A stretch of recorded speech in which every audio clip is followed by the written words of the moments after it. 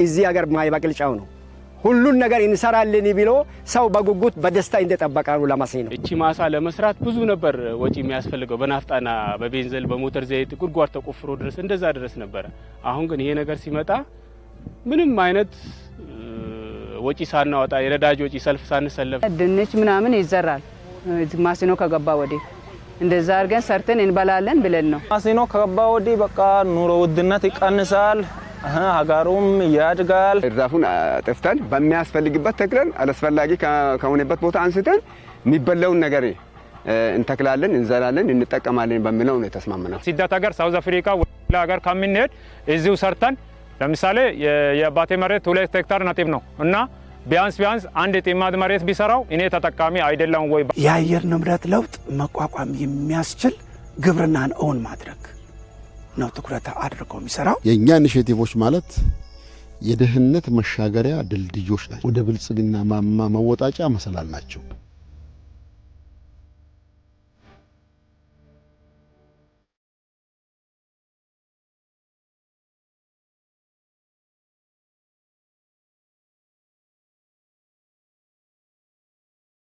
ግብርና የኢኮኖሚ ዋልታና ማገር በመሆን የሚቀድመው የለም።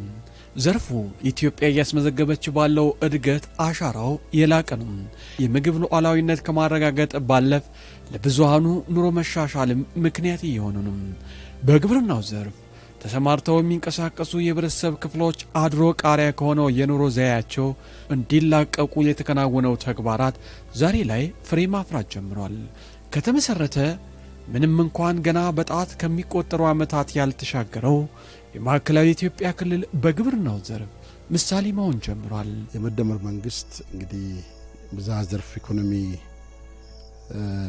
ፖሊሲ ቀርጾ በርካታ ስራዎች እየተሰሩ ነው ያሉት። በተጨባጭ ውጤቶች መጥተዋል። ከነኚህ ፖሊሲዎች አንዱ እና ዋናው የግብርና ዘርፉ ነው። የግብርና ዘርፉን ማዘመን ከፍጆታ ባለፈ ኋላ ቀር ያሰራር የአመራረት ስርዓቱ ተሻግሮ ዘመናዊ የአመራረት ስርዓትን በመከተል በአመት 2 ጊዜ 3 ጊዜ 4 ጊዜ ማምረት እንዲቻል ለዚህም ቴክኖሎጂ መር ውሃ መር ግብርናን በመከተል ግብርናችን ከፍጆታ ይልቅ ለገበያ ስንል ለአገር ውስጥ ገበያ፣ ለውጭ ገበያ፣ ለኢንዱስትሪ ማምረት የሚል ግልጽ አቅጣጫ ተቀምጦ ለተግባር ተገብቷል።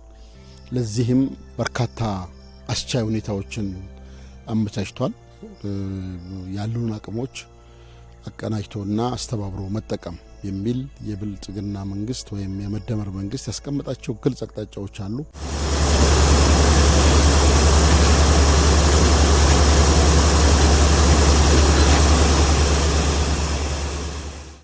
በማዕከላዊ ኢትዮጵያ ክልል ግብርና ቢሮ የሚገኙ ፕሮግራሞችና ፕሮጀክቶች በክልሉ የግብርናው ዘርፍ ለማዘመንና በዘርፉ የተሰማሩ የህብረተሰብ ክፍሎች ውጤታማ እንዲሆኑ በሚደረገው ጥረት አበርክቷቸው ከፍተኛ ነው።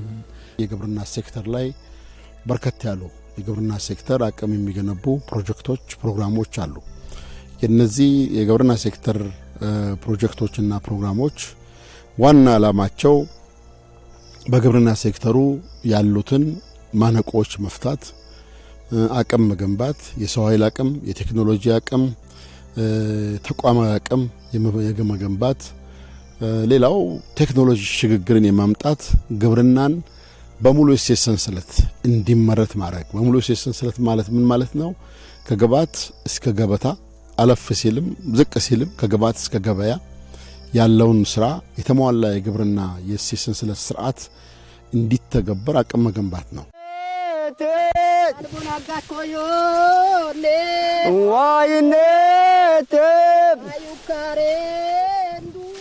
አርሶ አደሩ ለገበያ እንዲያመርት ያሉ ማነቆችን መፍታት ነው። ለገበያ እንዲያመርት ማለት ምን አመርታለሁ፣ መቼ አመርታለሁ፣ ምን ያህል አመርታለሁ የሚሉ ጉዳዮችን በተጨባጭ የጊዜ የግብርና ሴክተር ፕሮግራሞቻችን ዋና ተልኳቸው ይሄ ነው። ከዚህ ተልኳቸው አንፃር እኛ አቅሞችን ከዚህ ቀደም ከነበረው መንገድ ለየት አድርገን አሁን መንግስት ያስቀመጣቸውን አቅጣጫዎች ተከትለን የራሳችንን ፈጠራና ፍጥነት አክለንበት አዳዲስ ሀሳቦችን ማካተን በግብርና በክልል ውስጥ ያሉ አቅሞችን በተለይ ጸጋዎችን ለማልማት ጸጋዎችን ወደ ሀብት ለመቀየር በየአካባቢ ያሉ ጸጋዎች አሉ። እነኚህ ጸጋዎች እንዴት ነው ወደ ሀብት የምንቀይረው? ወደ ሀብት ቀይረን ያርሶ አደሩን የላቀ ተጠቃሚነት የምናረጋግጠው በትንሽ መሬት በርከት ያሉ 3 4 5 ነገሮችን አምርቶ በትንሽ መሬት ከፍተኛ ሀብት መፍጠር የሚችልበት የሚያመርተው ምርት ጥራት ያለው ምርት ተከታታይነት ያለው ምርት ውሃ ተኮር የሆነ የጊዜን የጉልበትን ምርታማነት የመሬትን ምርታማነት ከፍ የሚያደርግ የሚያልቅ ስራ ምንድነው የሚሉ ጉዳዮችን ለይተን በክልሉ ወደ 15 አይነት የተለያዩ ክልሉን ጸጋ ማዕከል ያደረጉ ኢኒሼቲቮች ቀርጸናል። እነዚህ ኢኒሼቲቮች በተጨባጭ እየተገበርን ውጤት ማምጣት ችለናል። ከኢኒሼቲቮቹ አንዳንዶቹ አገራዊ ኢኒሼቲቮችን ከክልላዊ ኢኒሼቲቮች ጋር አጣጥመን አንዳንዶቹ ደግሞ ክልላዊ ኢኒሼቲቮቻችን ያው ክልሉን የሚመስሉ የክልሉን አቅም አስተባብሮ አቀናጅቶ መጠቀም የሚያስችሉ ኢኒሼቲቮችን ቀርጸን ነው የገባነው። ኢኒሼቲቮቻችን አንደኛው ከሌማት ትሩፋት ጋር የሚያያዙ፣ ሁለተኛው ከሆርቲካልቸር ሰብሎች ከፍራፍሬ ልማት ጋር የሚያያዙ፣ ሶስተኛው ከቅመማ ቅመም ጋር የሚያያዙ፣ አራተኛው ከሰብል ልማትም ራሱ ከተፈጥሮ ሀብት ጋር ተፈጥሮ ሀብትን መሬትን እንግዲህ መሬትን ኮንሰርቭ አድርገን ውሃን ኮንሰርቭ አድርገን መሬትን ማልማት ነው። የለማ መሬት ደግሞ የለማ የቤተሰብ ገቢ መፍጠር አለበት። ስለዚህ ከዛ ጋር አቀናጅተን ወደ ተግባር ገብተናል። ተጨባጭ ውጤቶች ማምጣት ችለናል። ከዚህ ቀደም ግብርናው ሲነሳ የሚጠቀሰው አርሶ አደር ብቻ ነበር። የወጣቱ አመለካከትም በጣም የተዛባ እንደነበረም ይነገራል። ዛሬ ላይ በክልሉ ግብርናው ለማዘመን በአመት አንዴ ዝናብ ጠብቆ ከማልማት እንዲላቀቅ በሚከናወነው ስራ ወደ ተግባር ያልገቡ የመስኖ ስራዎች በቅድመ ስራው ለብዙ ሰዎች ጊዜያዊ የስራ ዕድል ፈጥረዋል።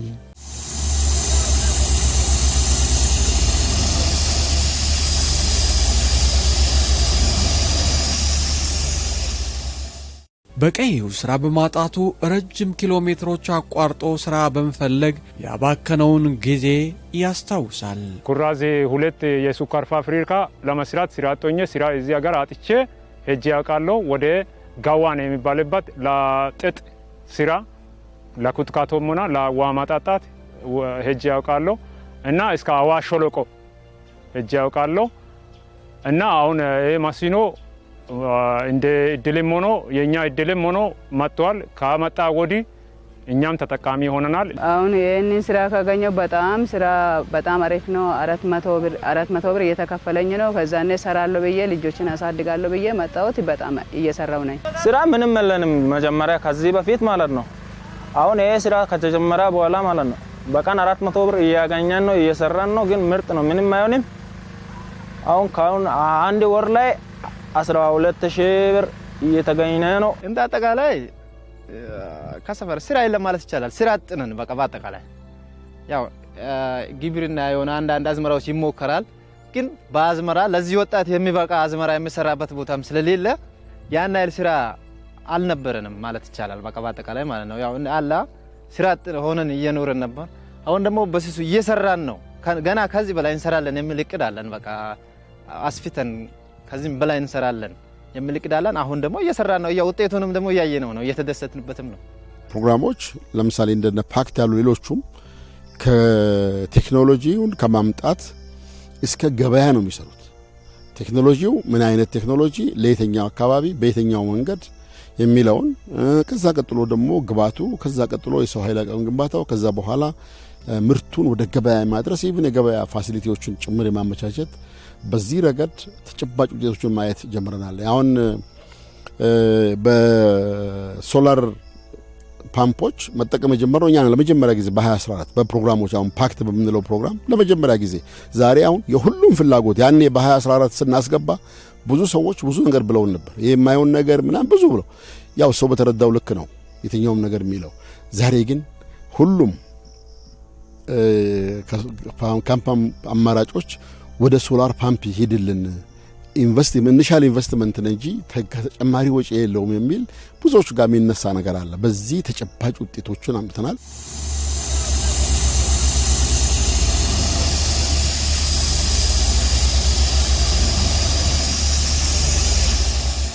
በደርጋሶ ማሲኖ ውሃ ተጠቃሚ ነኝ።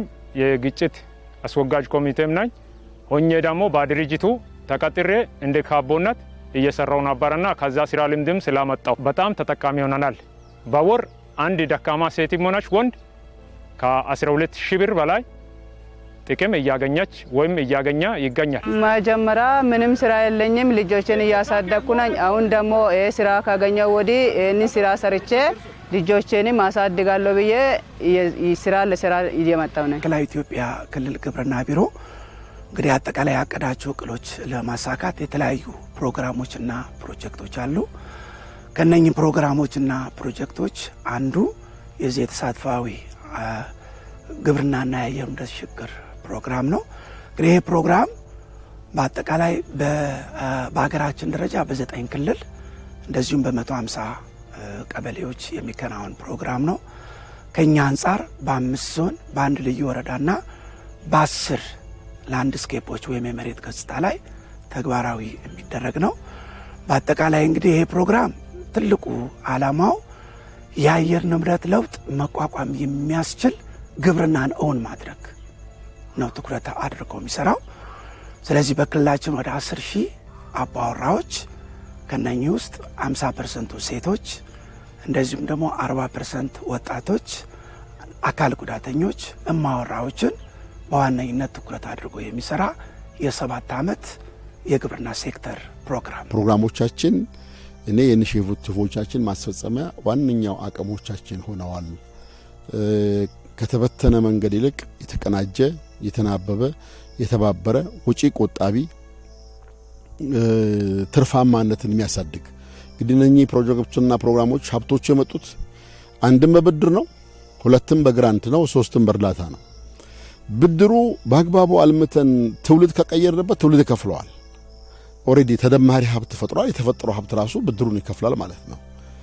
እርዳታ ከሆነ ያው እርዳታ ነገ ከተረጂነት መውጣት አለበት። ኢትዮጵያ ረጂ ሀገር እንድትሆን ያስችላል።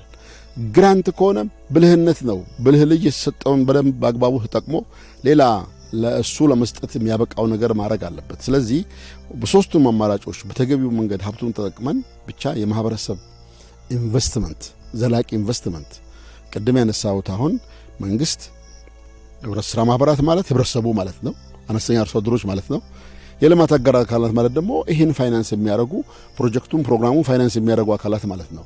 አቅርበነዋል። እኛ ለዓለም ባንክም ሌሎችም አቅርበነዋል። በጣም ደስ ነው ያላቸው። በጣም ጥሩ ነው የሚል ነው ይሁንታ ያገኘንበት በዚህ ጉዳይ ላይና እንግዲህ አዲስ ልምምድ ነው፣ አዲስ መንገድ ነው።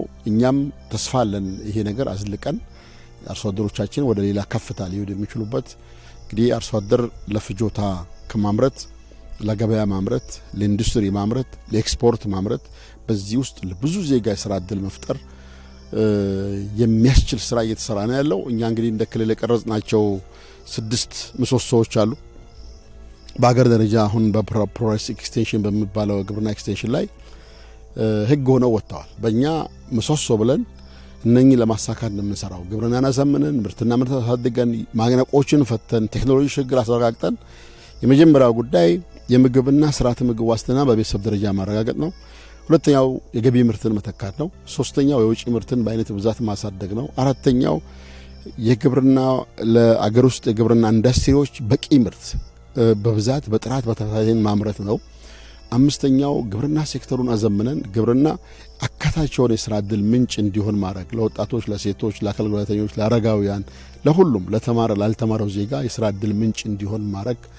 ስድስተኛው ይህንኝ ነገሮች አሳክተን ግብርና እንግዲህ አዘምኖ ምርትና ምን አሳድጎ እነኚህ ሲሳኩ መጨረሻ መዳረሻችን የምግብ ሉዓላዊነት ያረጋገጠ ድህነትን ያሸነፈ ወደ ብልጽግናው ማማ ከፍ ያለ ቤተሰብ ማህበረሰብ እና ክልል መፍጠር አለብን። እነኚህ 6 ምሰሶዎችን ለማሳካት 15 ኢኒሼቲቮች ቀርጸናል።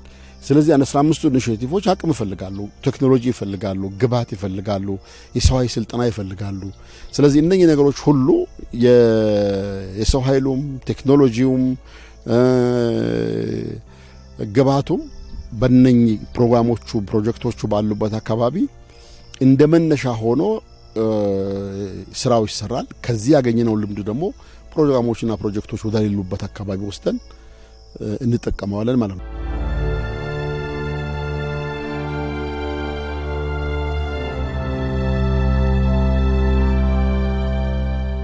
የመስኖ ግንባታው ሲጠናቀቅ የሰጧትን አብዝታ መስጠት በምትችለውና ከዚህ ቀደም በባህር ዛፍ ተሸፍና የነበረችው መሬታቸው የሚበላ አትክልትና ፍራፍሬ በማልማት ተጠቃሚ ለመሆን ተስፋ ሰንቀዋል።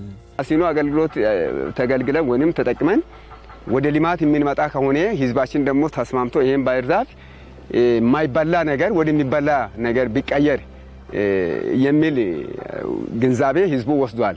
በደንብ አስተምረናል። ከዚህ ልክ ተነስተን ባህር ዛፉን አጥፍተን በሚያስፈልግበት ተክለን አላስፈላጊ ከሆነበት ቦታ አንስተን የሚበላውን ነገር እንተክላለን፣ እንዘራለን፣ እንጠቀማለን በሚለው ነው የተስማማነው። ከሪዘርቨር አቋፈር ጀምሮ እስከ ፓይፕ መትከል ድረስ አባሉ በጣም ተሳትፎ እያደረገ የኖረበት ሁኔታ አለ። ማለት ሪዘርቨሩ የተቀመጠበት ቦታ ተቆፍሯል፣ አባሉ ቆፍሯል። ፓይፕ የተቀበረበት ቦታ አባሉ እየቆፈረ እስከዚህ ድረስ የደረሰበት ሁኔታ አለ። ያለምንም ግጭት ህብረተሰቡ ተማምኖ የሬን ንብረት እንደውም ወደ እኔ ለምን አልደረሳልኝም የሚል ጥያቄ ነበረ። ወደ እኔ ለምን አልደረሳልኝም ይሄ መስኖ ስራ ለምን ወደ እኔ አልደረሳልኝም የሚል ጥያቄ ነበረ። እስካሁን ያለው ህብረተሰቡ በራሱ ፍላጎትና በራሱ እየቆፈረ ነው። ካላኑን ባህር ዛፉን እያነሳ በራሱ እየቆፈረ ነው። አይዋ ስንገባ የራሱ መጀመሪያ ደንብ ነበረው። የራሱ የሆነ አሰራር አለው። ያ ማለት አንድ አባል ሲሆን የራሱ የአባልነት ማስቀመጫ አለው፣ መመዝገቢያ አለው፣ የአባል እጣ አለ። እነዛ ነገር ሁሉ አሳክቶ ከዛ ይሄ ነገሩ 10% አርሶ አደሩ ነው፣ 90% መንግስት መክፈል አለበት የሚል ነገር ማኑዋሉ ተነበበለት። እሺ ብሎ አርሶ አደሩ አምኖ ከዛ በኋላ 10%ን በጉልበቱ እንዲያካከስ ፓይፕ መቅበል ሊሆን ይችላል፣ ሪዘርቨር ቦታ መቆፈል ሊሆን ይችላል። እንደዛ ነገሮችን እያደረገ እንደገና እስከ ቢሮ ማጠር ድረስ ሊሆን ይችላል። ቢሮም አጥሩ እስከ ማዘጋጀት ድረስ አርሶ አደሩ እየተሳተፈ ይገኛል። መስኖ ሲገነባ አርሶ አደሩ ድርሻ አለው። 10% የጉልበት፣ የአካባቢ ማቴሪያል፣ የገንዘብ አስተዋጽኦ ያደርጋል። ከአርሶ አደሩ ጋር ውል ተፈራርመናል። 10%ቱ በራሱ እንደሚሸፍን በተጨባጭም በገንዘብ፣ በጉልበት፣ በአካባቢ ማቴሪያል አስተዋጽኦን እየተወጣ ነው ያለው። ለመስኖ የናል ነው በአሁኑ ሰዓት ግንዛቤ ፈጥረው። ሁለተኛ መስኖ በሚገነባባቸው አካባቢዎች ያው ዛሬም እንዳያችሁት በጣም በርካታ ወጣቶች የስራ ዕድል ያገኛሉ።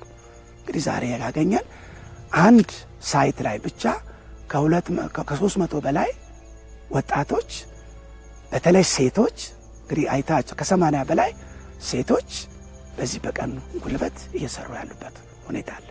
በቀን ከ400 እስከ 500 ብር እያገኙ የሚጠቀሙበት ሁኔታ አለ። ስለዚህ እኛ ይሄ ፕሮግራም ፕሪንሲፕሉ መስኖ ሲገነባ በዋነኛነት አርሶ አደሩ ራሱ ተደራጅቶ ከጥናትና ዲዛይን ጀምሮ ግንባታው ተጠናቆ ምርት መስኖ እስከ ማስተዳደር ድረስ አርሶ አደሩ መምራት አለበት የሚል አቋም አለ። ይሄ ምንድነው? የውሃ ጠቃሚዎች ማህበር ይደራጃሉ። እነኚህ የውሃ ጠቃሚዎች ማህበር ህብረተሰቡ የሚያምንባቸው መሪዎች ይመርጣሉ። እነኚህ የውሃ ጠቃሚዎች ማህበር አመራሮች ከጥናትና ዲዛይን ጀምረው ስራቸውን ይሰራሉ። አሁን ያያችሁ ከሆነ ካናሉ በሚያልፍበት ቦታ ሁሉ ባህር ዛፎች አሉ፣ ፍራፍሬዎች አሉ፣ ቡናዎች አሉ።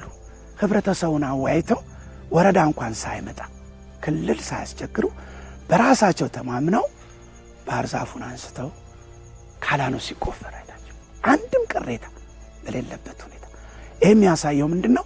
ህብረተሰቡ ከጥናትና ዲዛይን ጀምሮ ባለቤት ከሆነ ስራውን በአጭር ጊዜ ውስጥ ማጠናቀቅ ይቻላል። የግንባታ ስራ በጣም አስቸጋሪ ነው። ትላልቅ ማሽኖች ጭምር ይዞ ነው የሚገባው ኮንትራክተሩ። በትናንሽ ቅሬታዎች ግንባታ የሚቆም ከሆነ በጣም አስቸጋሪ። እንግዲህ አሁን ባየነው አካባቢ ትላልቅ ባህር ዛፎች ናቸው ግራና ቀኝ ተቆርጠው ካናል እየተቆፈረ ያለው ምንም አይነት ቅሬታ በሌለበት ሁኔታ። ስለዚህ ይህ ማን ነው የሚያየው? የቀበሌ የውሃ ተጠቃሚዎች ማህበር። ከዛ ደግሞ ግንባታውም ካለቀ በኋላ የሚረከቡትም እነኚህ የውሃ ተጠቃሚዎች ማህበር አመራሮች ናቸው። ተረክበው ውሃውን ያስተዳድሩታል።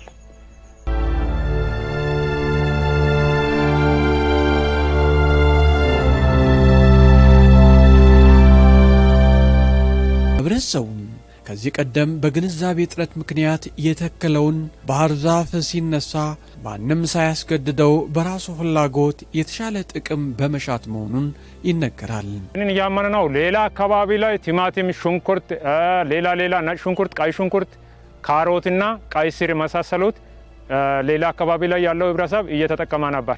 እዚህ አካባቢ ላይ እንደዛ አይነት ነገር የለም። 1 ሄክታር ላይ ወይም 2 ሄክታር ላይ ሙሉ ባህር ዛፍ ነው፣ ፍሬ የማይሰጥ ባህር ዛፍ ማለት ነው።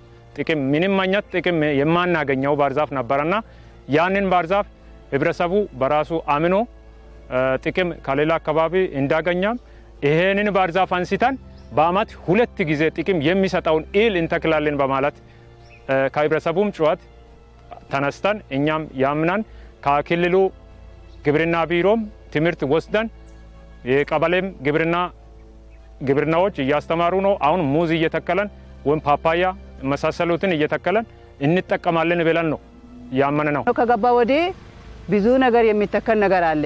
ስለዚህ ይህንን ተክልን ደግሞ እንኖራለን ብለን ነው። ጥቅል ጎመን፣ በቆሎም ይዘራል፣ ድንች ምናምን ይዘራል። ማሲኖ ከገባ ወዲህ እንደዛ አድርገን ሰርተን እንበላለን ብለን ነው። ማሲኖ ከገባ ወዲህ በቃ ኑሮ ውድነት ይቀንሳል፣ ሀገሩም ያድጋል፣ ራብ አይኖርም። ማሲኖ ከገባ ዳና ነገር ይስተካከላል። በአመት 2 ጊዜ ይዘራል። በቃ ሰርተን እናገኛለን፣ ለውጥ ይኖራል። ብዙ ተስፋ። አሁን እኛ ወጣት ነን ገና። አሁን ትምህርት ጨርሰን ምን ሆነ ቤት ላይ ቁጭ ብለንም ወይም ወደ ሌላ ስደት ሀገር ሳውዝ አፍሪካ ወደ ሌላ ሀገር ከምንሄድ እዚሁ ሰርተን ለምሳሌ የአባቴ መሬት 2 ሄክታር ነጥብ ነው እና ቢያንስ 1 ጥማድ መሬት ቢሰራው እኔ ተጠቃሚ አይደለም ወይ? በረሃ ላይ ሌላ ሀገር ለምሳሌ ኢትዮጵያ ውስጥም እንደጠቀስኩ ሌላ ሀገር ላይ ሄጄ 24 ብር ጆርናታ ከ2 ሰዓት እስከ 11 ሰዓት እየሰራው ነበር። አሁን ግን 400 እና ከዛ በላይ እየሰራው ተጠቃሚ እንደውንኩም ሌላ ሰውም እንደኔም ሌላ ወጣት ሴትም ሆነ ወንድ እየተጠቀመ ይገኛል። እኛ ተስፋ አለን። ያው መጀመሪያ ምርጫ ተሰጥቶናል፣ ምን ይልማበት የሚለው ራሱ ማለት ነው። ተመካክረን ነው ሙዙን ምርጫችን አድርገን ነው። አሁን ለምሳሌ ለወጣቱ ምን ወዲያው የሚደርስና ምን ቢሰራ ነው ለኛ የሚጠቅመን የሚለው ወደ ሙዙ አድልተን ሙዙን ሰርተናል። ያው ውጤታማ አሁን ለምሳሌ ሙዙ አልደረሰም ገና ካሁን በኋላ ነው ውጤቱን ደግሞ የሙዙን ውጤት ገና ካሁን በኋላ። አሁን ግን ያው አሁን እንዲ ልማቱ ራሱ ሲታይ የሆነ የውስጥ የሚሰጥ ተስፋ አለ። በቃ አላ ልማቱን እንዲ ለመሆኑ ሲታይ ራሱ ደስታ አለው። በረሃ ቦታ ከምታይና ልማት ያለበትን ቦታ ሲታይ የራሱ እንኳን ባይሆን የማንኛውም ሰው ሆኖ ሲታየው ለውስጥ የሚሰጥ የሆነ ደስታና ተስፋ አለው። ተስፋ አለን፣ እኛም ደርሰን እንበለዋለን፣ ውጤታማ እንሆንበታለን የሚል ተስፋ አለን። በርግጥ ማለት ነው ያው አሁን አልደረሰም ሙዙ፣ ግን በጎመን እየተጠቀምን ነው። በውስጥ አሁን ችግኝ ዘርተን ሌላ የተለያዩ ችግኞችን ለምሳሌ የበርበሬ ችግኞቹ ራሱ እዚህ ጋር አሁን ዘርተን እየደፋን ያለ ነው ማለት ነው። በውሃ መጀመሪያ አሁን አምና ቢባል ችግኝ አልዘራንም፣ በርበሬ አልተከልንም። ያው በጋ ስለነበረ ውሃ አይጡት ማለት ነው። እዚህ ጋር ደግሞ ልማት ስላልነበረ ባህር ዛፍ ስለነበረ ችግኝ መዝራት አንችልም ነበር፣ ተባይ ነበር እዚህ ጋር። አሁን ግን ያ ራሱ ለኛ ውጤታማ እያደረገን ይገኛል። ብዙ በቃ ውጤታማ ውጤቶችን እያየንበት ነው። ከዚህ በፊት ገና ካሁን በኋላ ነው ወደ ምርቱ አልደረሰም ማለት ይቻላል። ያሞዙ ካሁን በኋላ ነው፣ በተስፋ ነው ያለ ነው። በርካታ የሶላር ቪሌጆች የመስኖ መንደሮችን እየፈጠርን ነው። ይሄ ብዙዎቹን አንቅቷል። ይሄ ማንቃት ምን ፈጠረ? ተጨማሪ 2 የእርሻ ወቅቶች ተፈጥረዋል እኛ ጋር ቅድመ በልግና ጸደይ የሚባሉ ከዚህ ቀደም ያልነበሩ በስም እናቃቸው ግን ያልነበሩ አሁን አዲስ የምርት ወቅት ሆነዋል። ይሄ ልምምዱ የፈጠራቸው ብዙ ወጣቶችም ከከተማ ወደ ገጠር መሄድ ጀምረዋል። ቀድሞ የምናውቀው ፍልሰት ከገጠር ወደ ከተማ አይደል? አሁን ደግሞ ፍልሰት ከከተማ ወደ ገጠር ኢቭን ሱቅ ያላቸው የመንግስት ስራ እየሰሩ ያሉ ዩኒቨርሲቲ የሚያስተምሩ መምህራን አውቃለሁ። መሬት ተኮናትረው ለ4 ወር ወርደው ማረስ ጀምረዋል። ይሄ ውሃ ገጠሩ የስበት ማዕከል መሆን ጀምሯል ማለት ነው። የምን ስበት? የሀብት ማመንጫ፣ የስራ ዕድል መፍጠሪያ፣ ገቢ ማግኛ የስበት ማዕከል መሆን ጀምሯል ማለት ነው። ይሄ ትልቅ ነገር ነው። ተስፋ ብቻ ሳይሆን ውጤቱ ማየት ጀምረናል። ከዛ ፊት የነበረውን ቻሌንጅ ከናፍጣን ጋር ከቤዝልን ከተያይዞ በጣም ስቃይ ነበር። ጊዜን ኢኮኖሚን እያባከን ነበር የምንለው። አሁን ግን ይሄን እቺ ማሳ ለመስራት ብዙ ነበር ወጪ የሚያስፈልገው። በናፍጣና በቤንዘል በሞተር ዘይት ጉድጓድ ተቆፍሮ ድረስ እንደዛ ድረስ ነበር። አሁን ግን ይሄ ነገር ሲመጣ ምንም አይነት ወጪ ሳናወጣ የነዳጅ ወጪ ሰልፍ ሳንሰለፍ ሳንቸገር በፀሐይ ብርሃን መሰረት ሁሉም አባሉ እንዲጠቀም በጣም ደስ ብሎናል መምጣቱ። ከዚህ በፊት የምንሰራው የነበረው አርሶ አደሩ ያው ደካማ አርሶ አደር መስራት አይችልም ነበር። ትንሽ እንቅስቃሴ ያለው ነው። ከዚህ በፊት የምንሰራው የነበረው ያው ምንትን ነው በትንሹ በአቅማችን ልክ ነበር። ለምን የነዳጅ እንትን ሊገድበን ይችል ነበር። አሁን ግን ከዚህ በኋላ ያሰብነው ነገር ሙሉ ኩታ ገጠም አድርገን ከ10 ሄክታር በላይ 10 ሄክታር ከዛ በላይ ለማልማት እቅድ አለን፣ እቅድ ይዘናል። ያን ሁሉ የተለያዩ ሰብሎች ሽንኩርት ሊሆን ይችላል፣ ቲማቲም ሊሆን ይችላል፣ የበጋ መስኖ ስንዴ ሊሆን ይችላል፣ በቆሎ ሊሆን ይችላል። በበጋ ለመስራት ሁሉም ነገር አቅደናል።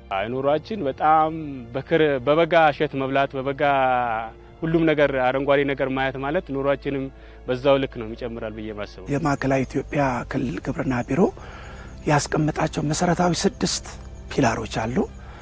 እነኚህ ፒላሮች ደግሞ ማስፈጸሚያ 15 አካባቢ ኢኒሼቲቮች አሉ። ስለዚህ የግብርና ሴክተር ፕሮግራሞችና ፕሮጀክቶች እነኚህ መሰረታዊ ፒላሮችና ኢኒሼቲቮች ለማስፈጸም ተልዕኮ ተሰጥቷቸው ነው የሚሰሩት። አሁን ከፓክት አንጻር በዋነኝነት ትኩረት የሚያደርገው እንደዚሁም የፕሮግራሙ ትልቁ በጀት የያዘው መስኖ መገንባት ነው። ያው እንደሚታወቀው ግብርና ቢሮ ካስቀመጣቸው መሰረታዊ ነገሮች አንዱ እያንዳንዱ አርሶ አደር የአንድ የውሃ አካል ተጠቃሚ እንዲሆን ለማድረግ እቅድ ይሰራል። ከኛም አንጻር አሁን በ6 ወረዳዎች ወደ ከ450 ሚሊዮን ብር በላይ የሚፈጁ በ6 ወረዳ 6 የመስኖ አውታሮች ጥናትና ዲዛይን ተጠናቀው አሁን የግንባታ ስራ የጀመሩበት ሁኔታ አለ። ከ6 ውስጥ በተለይ 4 ወረዳዎች ላይ የከርሰ ምድር ውሃ በሶላር ፓምፕ የታገዘ ይህን ግንባታ እየተካሄደ ነው ያለው። እንግዲህ እንደምታውቁት በተለይ ወራጅ ውሃ በሌለበት አካባቢ አርሶ አደሩ የከርሰ ምድር ውሃ ራሱ ቆፍሮ ነዳጅ ተጠቅሞ ሞተር ፓምፕ ገዝቶ ነው ሲሰራ የነበረው። ይህ ስራ ደግሞ ሁሉም አርሶ አደሮች አድሬስ ለማድረግ ችግሮች አሉ። በተለይ ድሃ አርሶ አደሮች፣ ወጣቶች፣ እማወራዎች፣ አካል ጉዳተኞች ይህን ከማሳተፍ አንጻር ያው የአቅም ችግሮች ነበሩ።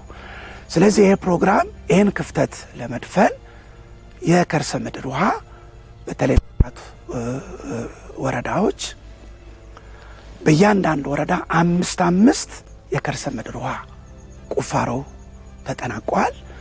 እነኚህ እስከ 10 ሄክታር አንዱ ውሃ 10 ሄክታር የሚያለማ በድምሩ 50 ሄክታር በአንድ ወረዳ የሚያለማ የከርሰ ምድር ቁፋሮ በሶላር ፓምፕ ታግዞ እየተሰራ ያለበት ሁኔታ አለ።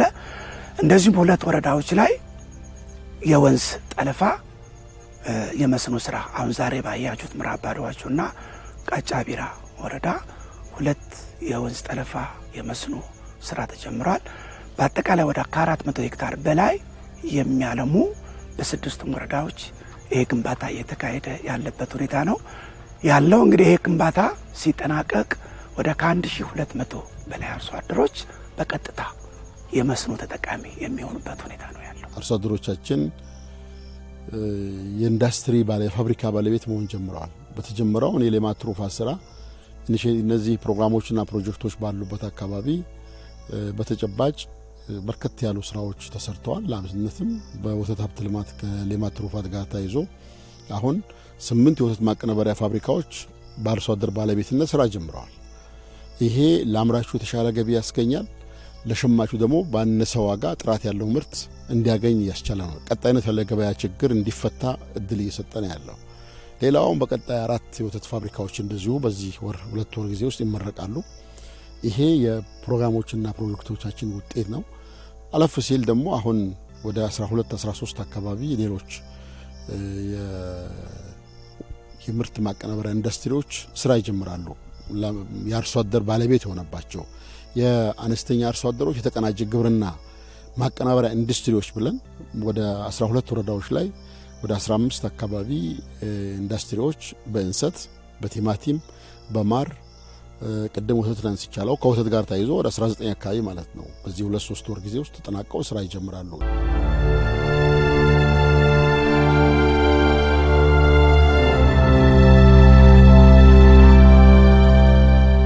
በ30-40-30 ኢኒሼቲቭም በክልሉ የሚገኙ የህብረተሰብ ክፍሎች በአካባቢያቸው ያልተለመዱ ፍራፍሬዎች ተክለው ተጠቃሚ እንዲሆኑ እየተሰራ ነው። በዘርፉም የሚታይና የሚጨበጥ ለውጥ መምጣት ጀምሯል። የወጣቱ ተስፋም አስደሳች ነው። ባህር ዛፎችን በማንሳት በሚበሉ ፍራፍሬዎች የመተካቱ ተግባር ተጠናክሯል። መስኖ በእውነትም ተጀምሯል። ሲያልቅ እያንዳንዱ በጎሮ አቅም የሌለው ለጉልበት ያለው ለሰው ጋራ እየሰጠን ቢሆን ራብ ለማጥፋት በቆሎ 1 ቢሎ ሱካር ድንች የሚባልም ያለ ነው። እኛ ሀገር ሸንኮራ ገዳም ያለ ነው። ሙዝንም በደንብ ይተክላል። አዶንጋሬንም ይዘራል። ጥቅል ጎመንንም ቲማቲምንም ቀይ ሽንኩርትና ነጭ ሽንኩርትንም ይችላል መሬታችን። ጨውና እዚህ ሀገር ማይበቅል ጨው ነው። ሁሉን ነገር እንሰራለን ብሎ ሰው በጉጉት በደስታ እንደጠበቀ ነው ለመስኖ። ከገበያ የሚያመጣው እህል አሁን ቲማቲም ወይም ካሮት ወይም እንደዛ አይነት ጎመን የጓሮ አትክልቶች ለምሳሌ ሌላ አካባቢ ላይ በጣም በውድ ሁኔታ ነው የሚመጣው። ግን ይሄንን በአቋራጩ እኛ መስኖ ከገባ በሞተር ፓምፑ ሰርተን ከምንለወጥ ለምን ይሄንን ሰርተን ብንለወጥ የሚለውን ጥያቄና ትምህርት ወስዶ ከዛ በኋላ ነው እነሱ በራሳቸው ፈቃደኝነት እያነሱ ያሉ። ባህር ዛፉ ከ7 ዓመት በላይ ሆኖ ነው ከዛ በኋላ ነው ጥቅም የሚሰጠው። ግን ይሄ እህል በአመት 3 ወይም 2 ጊዜ ከዛ በላይ ጥቅም ይሰጣል። ለምሳሌ ጎመን በ6 ወር ይደርሳል፣ በ5 ወር፣ በ3 ወር። ቲማቲም እንደዛም ነው። ነጭ ሽንኩርትና ቀይ ሽንኩርት እንደዛም ነው የሚሰጠው። ሙዝ እንደዚሁ በአንድ ጉርጋድ 7፣ 3፣ 5 ፍሬ ይሰጣል። በጣም ጥቅም ይኖራል። እኛ ከዚህ በፊት ያው አንድ አትክልት ስትሰራ የሁሉም ነገር ወጪ መድበ ነው የምትሰራው። የናፍጣው ሌላ ነው፣ የመድኃኒቱ ሌላ ነው፣ የሰራተኛው ሌላ ነው፣ ሁሉም ነገር ነው። አሁን ግን ናፍጣ የሚባል ነገር የለም።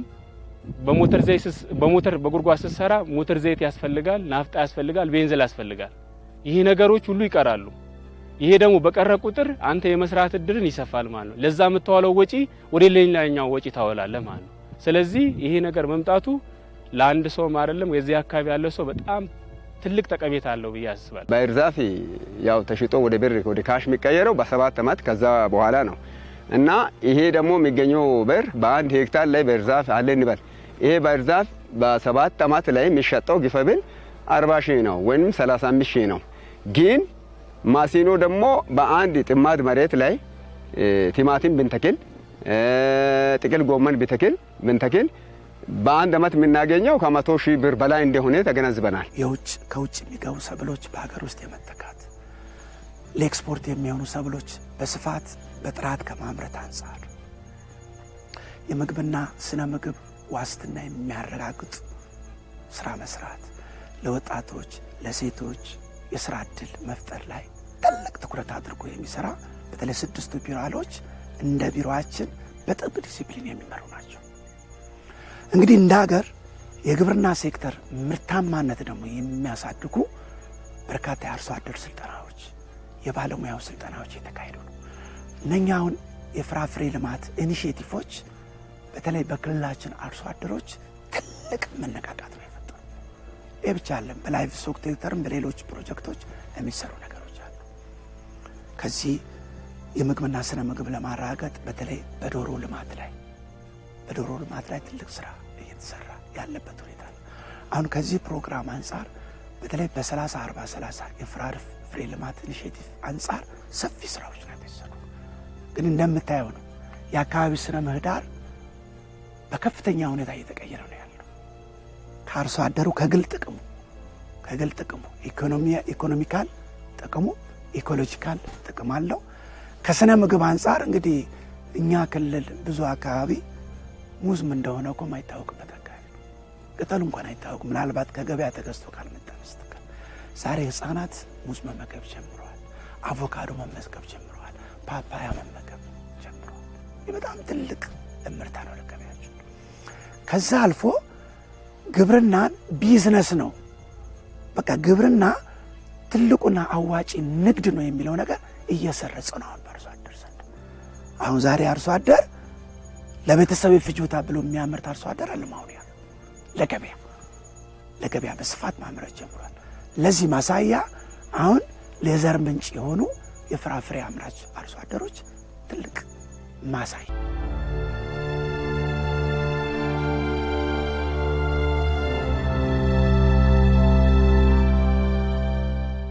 አርሶ አደሩ የግብርና ባለሙያዎች ከሚያደርጉለት ድጋፍና ክትትል በተጨማሪ በአካባቢው በተናጥል ሳይሆን በቡድን የመስክ ምርምር እንዲሰራም ምቹ ሁኔታ ተፈጥሮለታል። መጀመሪያ ለስራ ለመግባትም በኤፍኤፍኤስ አሾሎም የሚለው ሰላምታ ተሰጣተን አሾሎም ኤፍኤፍኤስ አሾሎም ኤፍኤፍኤስ የዘረነው መጀመሪያ ቡድን አንድ የዘረነው ሾኔ ነው።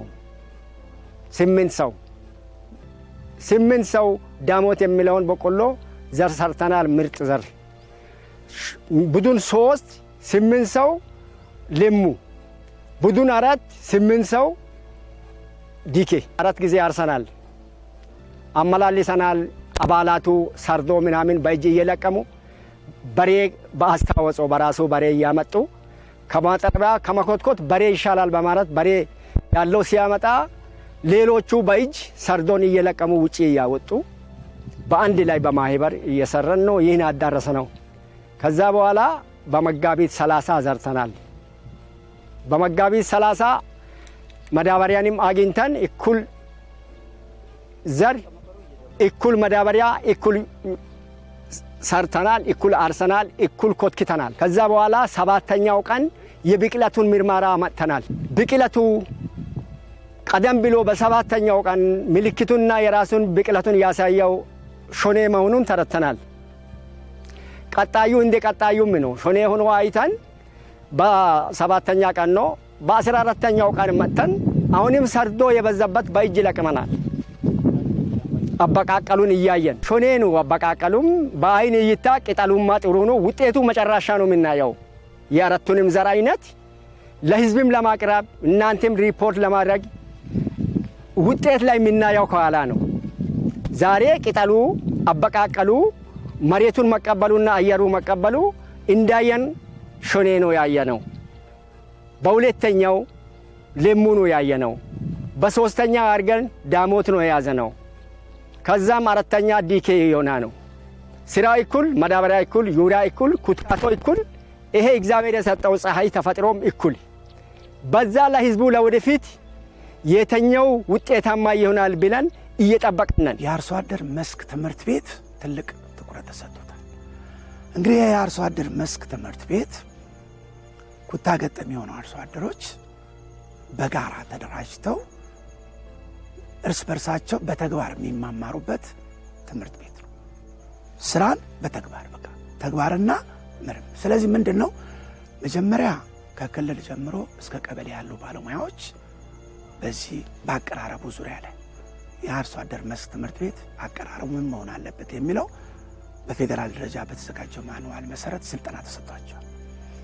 ያ ስልጠና ከተሰጠ በኋላ በቀበሌ ደረጃ የግንዛቤ መፍጠሪያ ትላልቅ ወርክሾፖች ተፈጥሮ ህብረተሰቡ ከተማመነ በኋላ አንድ ቡድን 32 አርሶ አደሮች ያጣምራል። እነዚህ 32 አርሶ አደሮች 50% ሴቶች ናቸው። ባልና ሚስት አይደለም፣ ባልና ሚስት አይደለም፣ ሴቶችም ወንዶችም ያሉበት 32 ቡድን ይዋቀራል። እነዚህ 32 ቡድን ስልጠና ከወሰዱ በኋላ ምንድነው የግብርና ማነቋችሁ በአካባቢያችሁ በግብርና ልማት ላይ የገጠማቸው ማነቆ ምን እንደሆነ በቅደም ተከተል ያስቀምጣሉ። ይህን በቅደም ተከተል ካስቀመጡ በኋላ መሰረታዊ በሆነ ችግሮቻቸው ላይ በዚህ የሰብል አይነት መመራመር አለብን ብለው ይወስናሉ። ከዛ የክልሉ ግብርና ቢሮ በዚህ በፕሮጀክቶቹ አማካይነት በጀት ያመቻቻል፣ ለግብዓት መግዣ ያመቻቻል።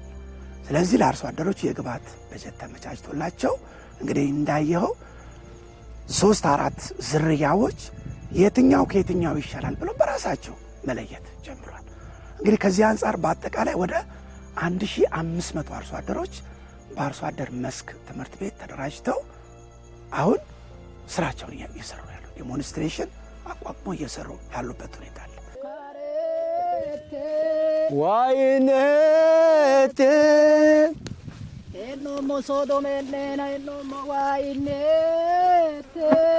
ዋይነት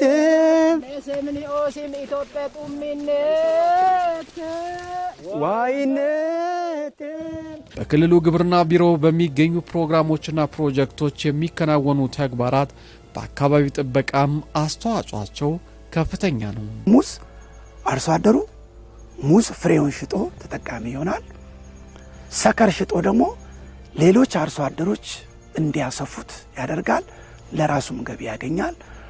ከሁሉም ነገር ደግሞ ከሁሉም ውጤታማ የሆነበት ነገር ቢኖር ከዚህ በፊት የሙዝ ዘር ፍለጋ አርባ ምንጭ ብላቴ ነበር የምንሄደው። አሁን ክልላችን ቀደም ብሎ የሙዝ ሰከር የወሰዱ አርሶ አደሮች አሁን የዘር ምንጭ ሆነው ለክልላችን አርሶ አደሮች ዘር እያሰራጩ እያቀረቡ ያሉበት ሁኔታ ነው ያለው። አምናን አሁን ዘንድሮ ራሱ ብንወስድ ከ105,960 አካባቢ የሙዝ ሰከር ከነኚህ ከተደራጁ አርሶ አደሮች ተገዝቶ እየተሰራጨ ያለበት ሁኔታ አለ። አሁን ስርጭቱ የተጀመረበት ሁኔታ አለ። ይህን ሲያይ በተለይ ቀድሞ የገቡ አርሶ አደሮች ሙዝ ሰከር ሽጠው ፍሬውን ሽጠው ውጤታማ የሆኑ ሲያይ ሌሎችም አርሶ አደሮች ከፍተኛ መነቃቃት ነው የተፈጠረባቸው እና እንደ ቢሮአችን በተለይ በክቡር ቢሮ ኃላፊያችን የተነደፈው የዚህ የ30-40-30 ፕሮግራም በክልላችን በጣም በማይጠበቅ መልኩ እየሰፋ ነው ያለበት ነው። በየ15 ነው የተደራጀ ነው። 15 ወጣት በአንድ ማህበር ወንድና ሴት የተቀላቀለ ማለት ነው። ያው እኔ ሶጃት ማህበር የምትባላለች የዛ ማህበር ሰብሳቢ ነኝ። 15ቱ ማለት ነው ሰብሳቢ ነኝ። ያው እንደምታዩት እየሰራን እንገኛለን። ወጣቱ ደግሞ መጀመሪያ ከወረዳው አመራር ከቀበሌው ተያይዞ ወጣቱ ተሰብስቦ በውይይት ነው የተነሳው። ባህር ዛፉ ራሱ ማለት ነው ተወያይቶ በውይይት ባህር ዛፉ ተነስተዋል። ምን ይሰራ የሚለው እዚህ ጋር ጥላ ላይ ሰብስበውን እዚህ ነው የሰበሰቡን። ለዛውም ሰፈርም አይደለም እዚሁ ሰብስበውን አወያይተውናል። መነሻ ማለት ነው አወያይተውን ምን ይሰራ ምን ቢሰራ ይሻላል የሚለው አወያይተውን ባህር ዛፉ ተነስቶ ተነቅሎ ሙዝ እንደሚሰራ ተነጋግረን ጨርሰን ሙዝ የወረዳው ግብርና ዞኑ ግብርናና ከክልሉ ግብርና ጋር ተያይዞ የሙዝ የችግኝ ድጋፍ ተደርጎልን አሁን ይሄንን እያለማን እንገኛለን። በውስጡ ደግሞ ጊዜያዊ ያው ጎመን ተክለን ለጊዜ ለቤት ያው ለምግብነት ለመበያነት እየተጠቀመን አልፎ ተርፎ ደግሞ ለገበያ እያቀረብን እንገኛለን። 30-40-30 የፍሬ ልማት ኢኒሼቲቭ ላይ በጣም ትልቅ ትኩረት ሰጥቶ ነው የሚሰራው። በተለይ በሙዝ በፓፓያ አቮካዶ ልማት እንደዚሁም ደግሞ በአትክልቶች ላይ ትልቅ ትኩረት አድርጎ ነው የሚሰራው። ስለዚህ ከነኚህ ውስጥ አሁን በፕሮግራም ወረዳዎችና በፕሮግራሙ አጎራባች ወረዳዎችም ጭምር በርካታ የሙዝና የፓፓያ እንዲሁም የአቮካዶ ችግኞች በክላስተር ደረጃ አርሶ አደሩ ተደራጅቶ በአንድ ክላስተር እስከ 120 አርሶ አደሮች ይደራጃሉ። አንድ አርሶ አደር 50 የፍራፍሬ እግር አግኝቶ በአግባቡ በባለሙያ የቅርብ ክትትል እየደረገለት ተከላ ያካሄደ ያለበት ሁኔታ ነው ያለው። አሁን ቀደም ብሎ ሙዝ የተከሉ አርሶ አደሮች በአሁኑ ሰዓት በማህበር አደራጅተን ከአምና ጀምሮ ዘር ከነሱ ነው የምንገዛው። ከነሱ ሰከር ገዝተን ለሌሎች አርሶ አደሮች የሚሰራጭበት ስትራቴጂ አስቀምጦ ነው ቢሮ እየሰራ ያለው። እንግዲህ በዚህም በርካታ ማህበራቶች ከፍተኛ ተጠቃሚ የሆኑበት ያለበት ሁኔታ ነው ያለው። ሌላው 30-40-30 እንግዲህ ኢኒሼቲቮቻችን ያው ቅድም ያልኩ እኛ ኢኒሼቲቮቻችን በግልጽ አስቀምጠናል። 6ቱ ምሰሶ ለማሳካት ኢኒሼቲቮቹ ቁልፍ ናቸው ስንል የኛ ኢኒሼቲቮች ማለት የድህነት መሻገሪያ ድልድዮች ናቸው። ወደ ብልጽግና ማማ መወጣጫ መሰላል ናቸው። ያልታየውን ገጽ የሚያሳዩ ያልተጠቀምነውን እድል እንድንጠቀም ያደርጉ ጸጋን ወደ ሀብት የሚቀይሩ ናቸው። ግን እነኚህ ነገሮች ለማድረግ አውቆ አምኖ አቅዶ ተክቶ መስራት ጠይቃል። ኢኒሼቲቮቹ ዝም ብሎ ይሄ በምላስ ጫፍ አውርተህ የምትሰራቸው አይደሉም። ሰርተህ ውጤት የምታመጣባቸው ናቸው። ስለዚህ የኛ የግብርና ሴክተር ፕሮግራሞችና ፕሮጀክቶች እንደ 30-40-30 ያሉ ፍራፍሬ ኢኒሼቲቭን በ30-40-30 ውስጥ በርካታ ሌሎች አሁን ቅድም ማነሳቸው 15ቱ ሁሉንም የወለደው 30-40-30 ነው።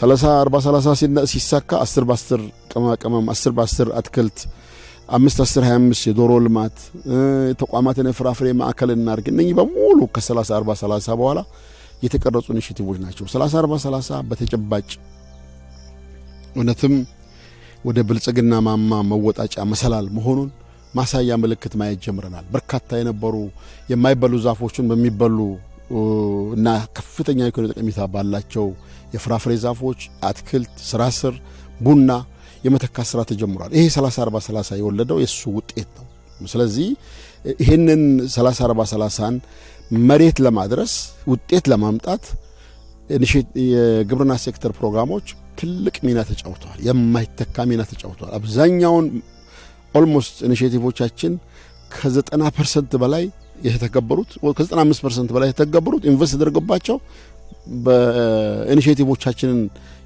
ወደ መሬት ያደረሱት እነዚህ ናቸው ያ ማለት ወደ ኮሚኒቲ ኢንቨስትመንት ሄደናል ማለት ነው ወደ ተበተነው ግለሰቦች አይደለም መንደር ኢኒሼቲቮቹ ለምሳሌ የሙዝ መንደር የፓፓያ መንደር የአቮካዶ መንደር የአፕል መንደር እነኚህ ደግሞ ከስራቸው እንደና አሁን አዲስኛ ክልል መብቀል ጀምረው በስፋት እየበቀለ ያለው የዚህ ሀብሀብ የዚህ መንደሮች ለመፍጠር አስችሏል ተቋማት የፍራፍሬ ማዕከል መሆን ጀምረዋል ለምሳሌ የትምህርት ተቋማት የጤና ተቋማት አራባ ሆስፒታል የምትወስዱት ሆስፒታል አይመስልም የአግሮ ኤኮ ቱሪዝም በዝናኛ ማዕከል ይመስላል ሆስፒታሉን ገብተህ ሐኪም ሳታገኝ በመንፈስ ትታደሳለህ ትታከማለህ ያን አረንጓዴ ያን ውብ ጽዱ አካባቢ ስታይ ማለት ነው እና እንደዚህ ያሉ ትምህርት ቤቶች የገበሬ ማሰልጠኛ ማዕከላት የሀብት ማመንጫ መሆን እንዲችሉ እነኚህ ግብርና ሴክተር ፕሮግራሞችና ፕሮጀክቶች የተጫወቱት ሚና እኔ